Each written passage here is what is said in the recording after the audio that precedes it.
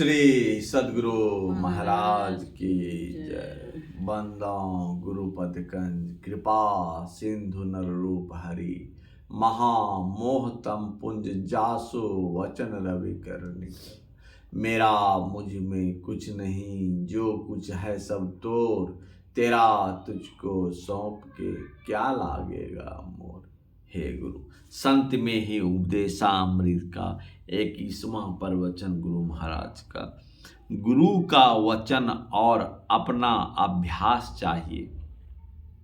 प्यारे लोगों, हम लोग सप्ताह में एक बार प्रति रविवार को इसी समय बराबर इस सत्संग हॉल में मिला करते हैं और हम लोगों की यही कामना रहती है कि हम लोग सत्संग वचन को पुस्तकों के द्वारा और जो लोग कुछ कह सकते हैं वे मौखिक भी कुछ लोगों को सुनाया करें जो संत मत संबंधी हो।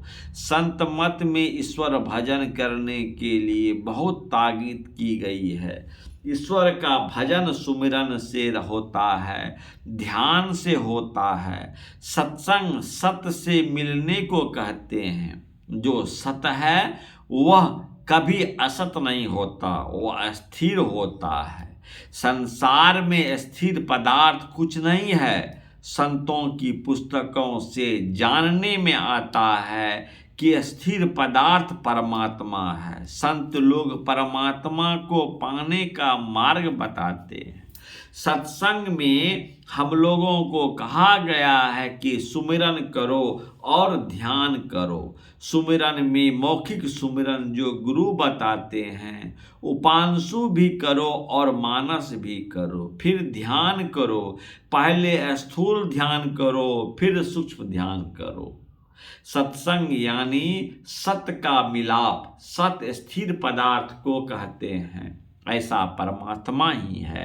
उनसे मिलाप हो, मेल हो, ऐसा मेल हो जैसा कि गुरु नानक देव जी ने कहा है, जल तरंग ज्यो जल ही समाया, त्यो ज्योति संगी ज्योति मिलाया।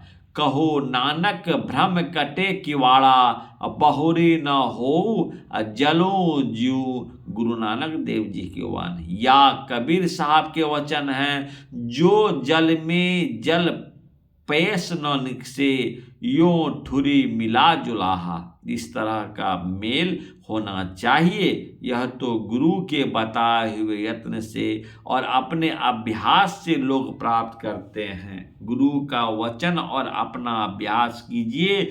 गुरु के वचन में जो सत यत्न है वह यत्न सुमिरन का है और ध्यान का है। सुमिरन जो गुरु बतावे, हमारे गुरु सुमिरन के लिए गुरु शब्द बताए। इसकी वजह भी बताए हैं कि संसार में जितने काम होते हैं गुरु के सिखाए से होते हैं। इसलिए पहले गुरु शब्द का मौखिक सुमिरन होना चाहिए, मौखिक के बाद उपांशु होना चाहिए। उपांशु के में केवल अपना कान सुने, दूसरा नहीं सुने। उसके बाद मानस सुमिरन होता है।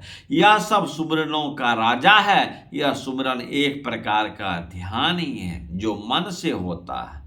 सुमिरन सुरत लगाई कर, मुख ते कछु न बोल, बाहर का पट देकर अंदर का पट खोल। संत कबीर साहब की वाणी है। यह सुमिरन जो मन ही मन होता है, इससे शरीर स्थिर, सभी इंद्रियां स्थिर और मन स्थिर। इसके बाद है ध्यान। चित्तवृत्ति को यह तरफ करने को जो ध्यान कहते हैं, एक ही एक पर लगाकर रखना ध्यान है। जो अरोननीय है उसमें लगाओ, वह बिंदु है, उसका स्थान है, परिणाम नहीं। यह उत्तम ध्यान है। इसके बाद सर्वोत्तम ध्यान है अंतर्नाद। संतों की वाणी में अंतर्नाद की बड़ी महिमा है। ऋषियों के यहाँ अंतर्नाद की बड़ी महिमा है। जहाँ एकांत हो, किसी प्रकार का उपद्रव न हो, ऐसा स्थान चाहिए। मैदान में मैंने कोशिश की थी, लेकिन वहाँ लोग आते थे और ये साधु क्या करते हैं जानना चाहते थे। ध्यान करने के लिए अंदर में कमरे में बैठिए, एकांत में बैठिए, इससे बहुत लाभ होता है। मानस जप और मानस ध्यान के बाद जब दृष्टि साधन की क्रिया ठीक बन जाती है तो आपकी अंतर्नाद खुल जाता है। अंतर्नाद ऐसा है कि वह विविध भी है और एक भी है। एक ऐसा है जो परमात्मा से लगा है और परमात्मा की तरफ खींचता है। जैसे लोहा को चुंबक खींचता है, ऐसा शब्द जानकर उसका ध्यान करें। सार शब्द भी सत्य है, वह सार शब्द चेतन आत्मा को सत्य स्वरूप परमात्मा से मिलाता है। इस मिलाप को ही असली सत्संग कहते हैं। यह प्रवचन दिनांक 15/8/1976 ईस्वी कुप्पा घाट भागलपुर आश्रम में साप्ताहिक सत्संग के अवसर पर हुआ था। सुक्तिकन कर्ण धारं गुरु प्रायं तत्ववाक्यं पलमुदिराम अभ्यास वासनम शक्तिया तरंति भव सागरम। योग शिखापनिषद में है अर्थ, गुरु को कर्णाधार मल्लाह पाकर और उसके वाक को दृढ़ नौका पाकर अभ्यास करने की वासना करने की शक्ति से भवसागर को लोग पार करते हैं। श्री सद्गुरु महाराज की जय। आज रविवार है तो हम लोग गुरु कीर्तन भी करेंगे। आप लोगों को अच्छा लगे तो जरूर सुने और दूसरे को भी सुनाएं और फॉलो और सब्सक्राइब भी करें। हे गुरु श्री सद्गुरु महाराज की जय। भजो मन सत गुरु सत गुरु सत।